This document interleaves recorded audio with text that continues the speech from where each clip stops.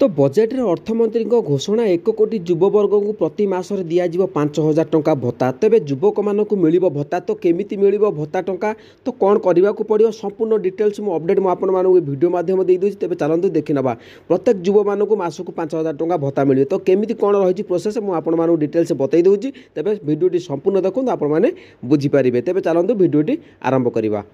तेबे केन्द्रमंत्री निर्मला सीतारमण आज संसद में केन्द्र बजेट आगत करिसेंती। अर्थमंत्री घोषणा को देशर कोटी कोटी जनता विभिन्न क्षेत्र सह जड़ित व्यक्तिविशेष चाह बसी रही बेले यह मध्य श्री सीतारमण कहते अनेक अनेक सीतारमण अनेक बड़ घोषणा।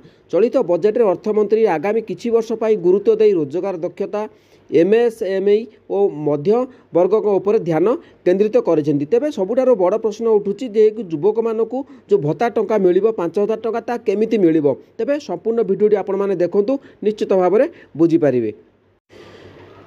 तेबे वर्तमान सुधा अर्थमंत्री 20 रु अधिक बड़ घोषणा करिसेंती।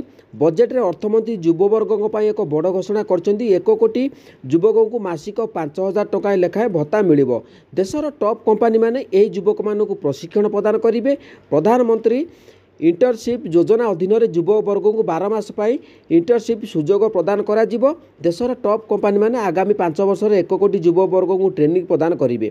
तो निश्चित भाव में आपण मैंने देखिपारे जो इंटर्नशिप योजना अच्छी से योजना आपण मानक जो युवक मैंने रही 12 मास इंटर्नशिप सुजोग प्रदान करा जिवो। तो सही समय आपण मानक 5,000 टंका भत्ता प्रदान करा जिवो। तो आपण मानक कही रखा चाहूँगी जेहेतु बजेट रे युवक मानक चाषी मानक घोषणा करा जायछि बा लाभवान हेबे। तो ये जो इंटर्नशिप योजना कौन थे ये आपण मैंने केमिति ऑनलाइन बा आवेदन करेंगे कौन रही संपूर्ण प्रोसेस जेहेतु आज बजेट रे उपस्थापन बा घोषणा करा जायछि आपण मानक 5 युवक मानक 5,000 टंका मासक भत्ता मिलिबो।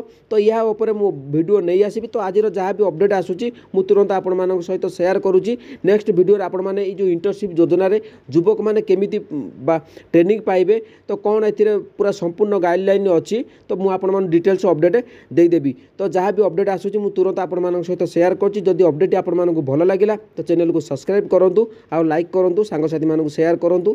जय जगन्नाथ।